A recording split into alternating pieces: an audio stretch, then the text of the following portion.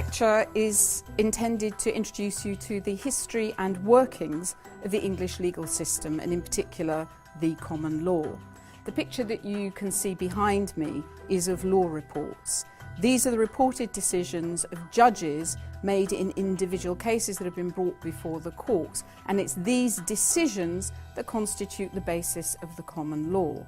Now you're going to hear a lot about that later on, but just look at those photos for the moment.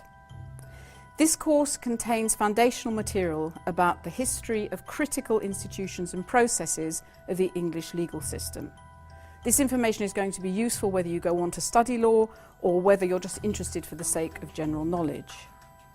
In this lecture, I'm going to discuss the emergence of the common law in England and Wales.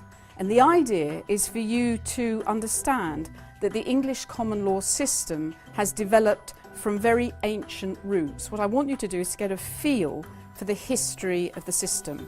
We're not going to understand it in great detail, but I want you to have a sense of where the common law has come from. So what we're going to do is to look at the roots and the early history of common law development. We're going to look at some of the features of the common law system, and very importantly, what I want to do is to get you familiar with some of the vocabulary of the law. You will see that lawyers use different kinds of words. They have a different vocabulary from ordinary language, and learning the law requires you to become familiar with that vocabulary.